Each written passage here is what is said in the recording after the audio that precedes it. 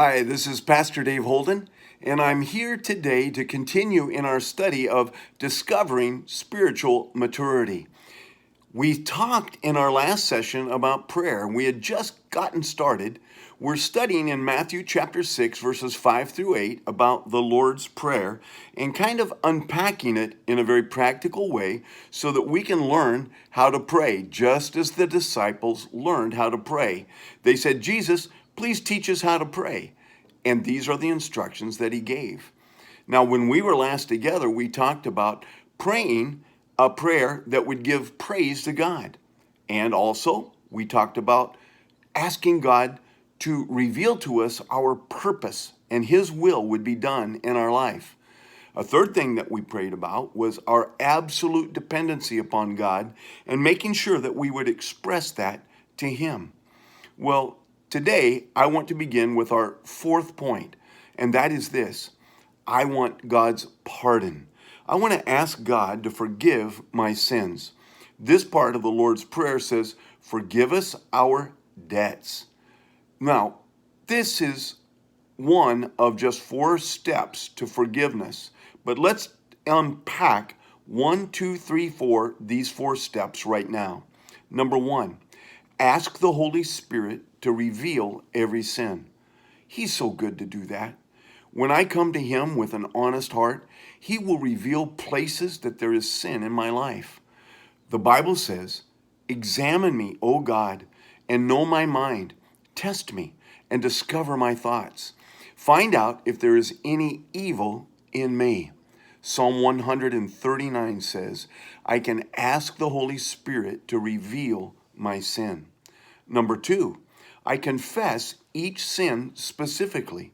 Sometimes we like to get away with confession of sin by just saying, forgive me for all my sins. Well, you committed all those sins individually. You better ask for forgiveness individually. None of this blanket coverage stuff. In Proverbs chapter 28, verse 13, it says, you will never succeed in life if you try to hide your sins. Confess them and give them up. Then God will show mercy on you. Number 3, the third part of forgiveness is to make restitution to others where necessary. Matthew chapter 5, verses 23 and 24 say, when you remember your brother has something against you, go at once to make peace with him. Then come back and offer your gift to God. You know, I've been with people before and I would spend time with them, and I know that there have been people that I've hurt over time. One time I was in a park and I was watching a band play. And this band was really good, and I kept noticing the bass player. He was really great. Finally, I took a good look at his face. This was years later. I had played with this guy in a band. And I had borrowed some money, and something had happened along life's way, and I had never paid him back. I had that money in my pocket. I went up when the band took the break, and I said, you know what? I just have to ask you for forgiveness. I never gave you that money that I owe you. And I put it into his hand. We shook hands. We gave each other a big hug because that's what musicians do. Oh man, it was really a neat moment. When God reveals something to you that you've done to someone else, make restitution. Get it off your conscience. And then, number 4, by faith, accept God's forgiveness. If we confess our sins, he is faithful and just and will forgive us our sins and purify us from all unrighteousness. 1 John 1:9. I like to listen to talk radio a lot when I'm driving around. And I don't agree with everything that every preacher has to say, but sometimes there are just pastors that when they begin to talk, they begin to penetrate real quickly, get right through people's defenses, and they get a finger on what's wrong in a life. And one day I heard this pastor give advice over the phone to someone who was crying. And she was saying, I feel so guilty. What do I do with that? What I did was wrong. What do I do with my guilt? His response was, kind of poor. He says, well, you just live with it. You know, Pastors like that, they need to get their act together. I wanted to call up and talk with that girl. She needs to know that God can forgive her, that guilt can be wiped out. And when we talk about forgiveness, you need to accept the fact that you don't have to live with guilt. It can be forgiven and wiped clean. Our fifth principle then in prayer is to pray for people. I pray for other people. The Lord's Prayer says this, as we have forgiven our debtors, forgive us our sin in the same way that we will forgive those who have sinned against us. That's my paraphrase. In 1 Timothy chapter 2, verse 1, it says, pray much for others. Plead for God's mercy upon them. Give thanks for all he is going to do for them. An important part of prayer is remembering that God is working in the lives of the people that you pray for, even when you can't see it. If there's someone that you've been praying for a long time and you don't see any evidence of change, you want to give up, forget it. You say prayer really doesn't work. There's no point in it.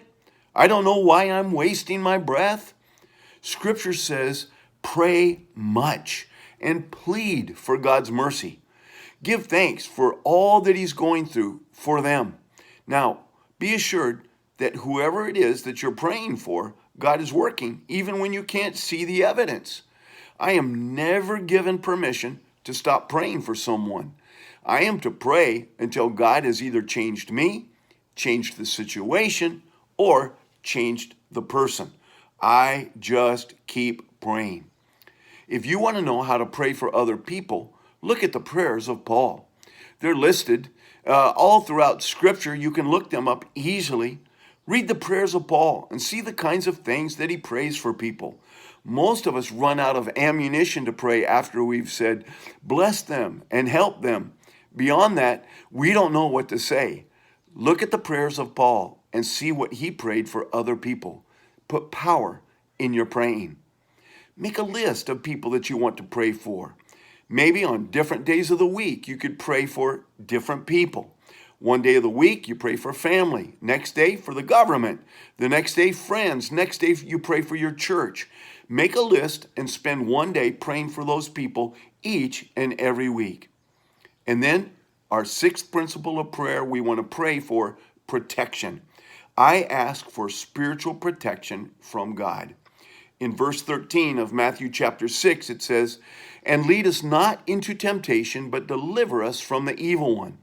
We, as believers, face a spiritual battle every day, and Satan wants to defeat us through temptation and even fear. If I start every day without praying for God's protection, I'm walking into a battle unprotected. I'm walking into battle without the spiritual armor that we're supposed to put on. Ask God to make you aware of evil in this world. Even when you are unaware of it, you can get caught up in it. You can get involved before you even know what's going on. But if you ask the Lord to make you aware of evil and evil, tempting situations, then you can fight it. In 1 John chapter 4, verse 4, it says, the Spirit who is in you is more powerful than the spirit who is in those who belong to the world. Don't be afraid. The Spirit who is in us is more powerful than the spirit who is in the world. Now, I want to close today by encouraging you to remember that prayer is the only way that you can talk to God. God has ways of communicating to us through his words, through creation, through other people. He can even put thoughts into your mind. There's a number of ways that God can communicate with us, but the only way that we can really communicate with God and have a vital connection with him is through prayer. So I want to encourage you to take these steps and revitalize your prayer life. Today, just before I close, I want to remind you that on YouTube, I have a YouTube channel, and it's under David Holden. You can find it easily there. And these talks on spiritual maturity and discovering spiritual growth are right there, and you can review them and you can have them for your very own if you seek to download them. So I want to encourage you to go, visit, and even subscribe, because each and every day I try to put out some good content, and hopefully, boy, there will be years of relationship between you and me. So God, we bless your name. We thank you. We thank you that we could come together and learn what it is to pray. We thank you for who you are and what you've done. We thank you for the purpose that you give each and every life. We thank you for forgiving our sins and for making it possible for us to have good relationships and to atone not just with you, but with one another. God, we're so grateful for who you are and what you've done. In Jesus' name, amen. God bless you and God keep you, and we'll see you in our next session.